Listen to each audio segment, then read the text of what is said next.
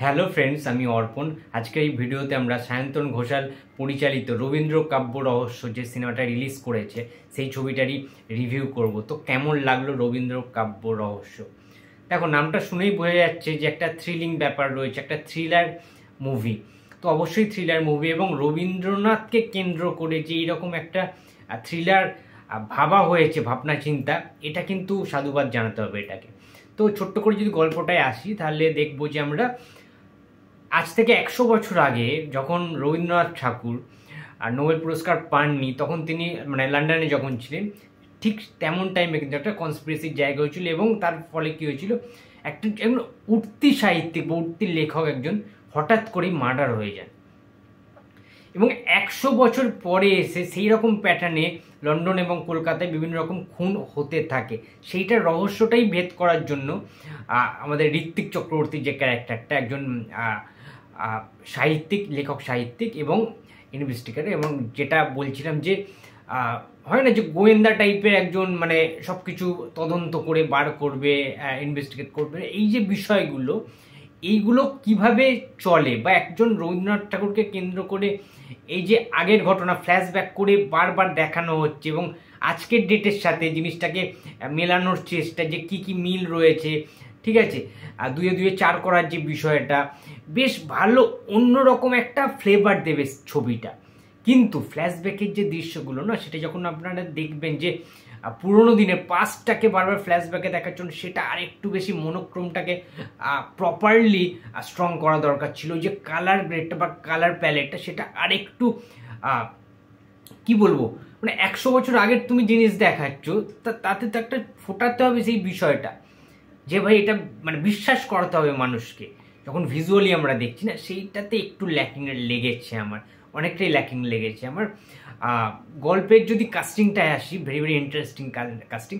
রবীন্দ্রনাথ ঠাকুরের যে ক্যারেক্টারটা প্রিয়াংশু প্লে করেছেন, হি ইজ জাস্ট অনবদ্য পারফরমেন্স দিয়েছেন। তাকে মনে হচ্ছে যে ভাই হি ইজ রবীন্দ্রনাথ টেগার, এইরকম তাকিয়েছিলাম হলের মধ্যে, ঠিক আছে। জাস্ট দারুণ অভিনয় করেছেন তিনি, প্রিয়াংশু। আচ্ছা, এছাড়া শান্তিলাল বাবু রয়েছে, শান্তিলাল মুখার্জির ছেলে অভিনয় করেছেন ঋতব্রত মুখার্জি।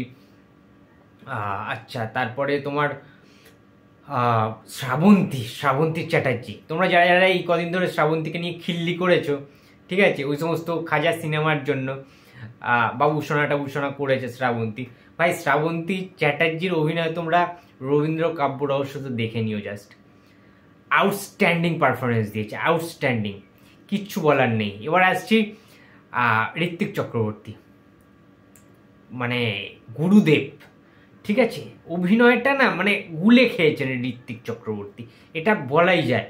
যেভাবে ওই লেখক সাহিত্যিকের চরিত্রটা বা গোয়েন্দার চরিত্রটা যেভাবে তিনি পোট্রে করেছেন ঋত্বিক চক্রবর্তী, আউটস্ট্যান্ডিং পারফরমেন্স দিয়েছেন। তার প্রত্যেকটা কথায়, প্রত্যেকটা ডায়লগে, প্রত্যেকটা কথোপকথন, কনভারসেশনের একটা ওই ব্যাপারটা রয়েছে, ওই থ্রিলিং ব্যাপারটার উৎস কিন্তু ঋত্বিক চক্রবর্তী, এটা কিন্তু মাথায় রাখতে হবে। ওভারঅল প্রত্যেকে, ইচ অ্যান্ড এভরিওয়ান খুব ভালো পারফরমেন্স করেছেন এখানে। এবং মিউজিকের যে কাজটা, এটা বলতে বাধ্য হচ্ছি ভাই, দেবজ্যোতি মিশ্র দুর্দান্ত একটা মিউজিক দিয়েছেন। রবীন্দ্রনাথের গান থেকে শুরু করে, যে রবীন্দ্রনাথের কবিতা কিংবা সংলাপ কিংবা ওই যে সুরগুলো বা যে বিজিএম থেকে শুরু করে, এমনভাবে রবীন্দ্রনাথ ঠাকুরের গানগুলোতে রবীন্দ্রসঙ্গীতকে যেভাবে মিশ্রণ করা হয়েছে, যেভাবে মিলিয়ে দেওয়া হয়েছে সিনেমাটার সাথে, সেটা কিন্তু দুর্দান্ত লেগেছে, হৃদয় স্পর্শ করে গেছে, মন ভরে গেছে। আমি এমনি রবীন্দ্রনাথ ঠাকুরের গানে, রবীন্দ্রসঙ্গীতের খুব বড় ফ্যান। আমি প্রত্যেক দিন শুনি, রবীন্দ্রনাথের গান না শুনলে আমার ঘুম হয় না, ঠিক এরকম একটা ব্যাপার। তোমরা হয়তো অনেকেই জানো না, এটা আমি বলে দিলাম আজকে। এবং রবীন্দ্রনাথ ঠাকুরের যে কোনো কিছু পড়তেও ভালো লাগে, গান শুনতেও ভালো লাগে, রবীন্দ্রনাথকে নিয়ে চর্চা করতে ভালো লাগে। এবং তার সাথে যদি এরকম একটা থ্রিলার হয় কোনো ছবি, সেটা তো আমি দেখবই। দুঃখের যে বিষয়টা, সেটা হচ্ছে ছবিটা না আরেকটু বেশি মন দিয়ে করতে হতো। কিভাবে? মেকিংয়ের ক্ষেত্রে ছবিটা আরেকটু বেশি ধৈর্য এবং বুদ্ধিমত্তার পরিচয় দিতে হতো। ছবির অ্যাক্টিং কিন্তু প্রত্যেকে ভালো করেছে, অ্যাক্ট্রেসদের নিয়ে কোনো রকম ডাউট নেই, কিন্তু ছবিটি যখন মেকিং করা হচ্ছে ক্যামেরার কাজ কিংবা ওই যে শেডস, কালার অফ শেডস, ওই ব্যাপারটা, ঠিক আছে, ওই ব্যাপারটা কিন্তু আরও একটু বেশি মন দিতে হতো, ঠিক আছে, এটা আমার মনে হয়েছে। আর একটু যদি স্পিড হতো, মানে বড্ড বেশি মানে স্লো হয়ে গেছে সিনেমাটা, ঠিক আছে, মেকার্সদেরকে আরেকটু বেশি ভাবনা চিন্তা করলে আরেকটু বেশি ভালো হতো। ছবিটা আমি দেখতে গেছি, খুবই হতাশ আমি। 3 থেকে 4 জন মোটে হলে ছিল, যে হলে গেছিলাম, আমি নামটা বলছি না, বিশ্বাস করো প্রচণ্ড বেশি হতাশ হয়েছে। বাংলা ছবি আজকে ভালো চলছে, ভালো বাংলা ছবি বানানো হয়েছে, এটা ভালো প্রচেষ্টা হয়েছে সায়ন্তন ঘোষালের, কিন্তু এই ছবিটা দেখার জন্য লোক নেই হলে। আমি জানি না কতদিন চলবে এই ছবিটা, যদি 3-4 জন করে হলে এসে যদি ছবি দেখে তাহলে কিছু বলার নেই। বাংলা ছবি দেখা উচিত মানুষকে, এই ছবিটাকে অন্ততপক্ষে মানুষকে দেখে জাজমেন্ট করা উচিত, সাপোর্ট করা উচিত। তারপরে ভালো নাও লাগতে পারে, খারাপ লাগতে পারে, হোয়াট এভার, ঠিক আছে। যাই হোক, রবীন্দ্র কাপুর অবশ্য আমি রেটিং আউট অফ 5 3 দিচ্ছি। আর তোমরা যারা যারা দেখেছো তোমাদের কেমন লেগেছে অবশ্যই তোমরা কমেন্ট বক্সে জানিয়ে দিও।